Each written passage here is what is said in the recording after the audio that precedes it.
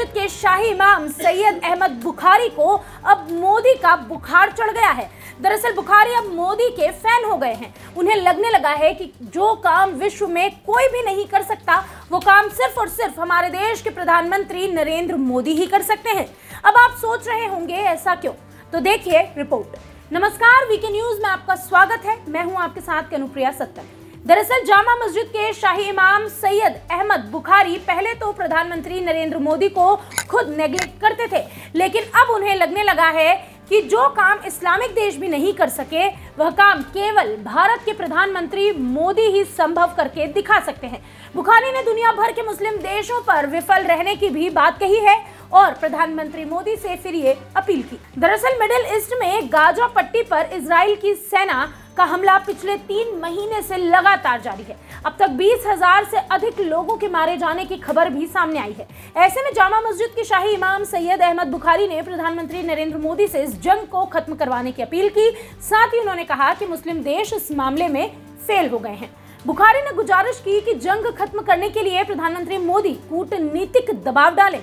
युद्ध से 21,300 से अधिक फिलिस्तीनियों की मौत हो चुकी है और मानवीय संकट खड़ा हो गया है। बुखारी ने अपने बयान में कहा कि फिलिस्तीन का मसला एक ऐसे स्तर पर पहुंच गया है जहां द्विराष्ट्र सिद्धांत यानी 2 नेशन थ्योरी के आधार पर संयुक्त राष्ट्र, अरब लीग और खाड़ी सहयोग परिषद के प्रस्तावों के अनुरूप इसका तत्काल और स्थायी समाधान किया जाना जरूरी है।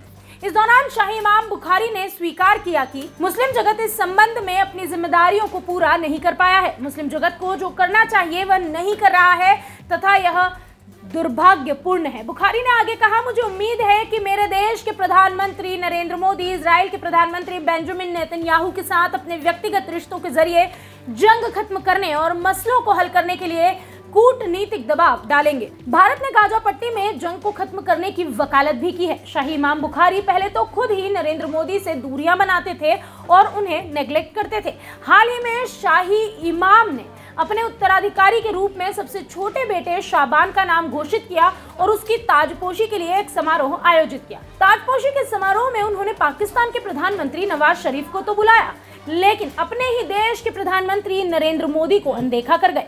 लेकिन शायद अब कहीं जाकर बुखारी भी समझ गए हैं कि अगर किसी में विश्व के सामने सर उठाकर खड़े रहने की कुव्वत है तो वो भारत है, क्योंकि हमारे पास है एक मजबूत नेतृत्व। वीके न्यूज, राष्ट्र के नाम।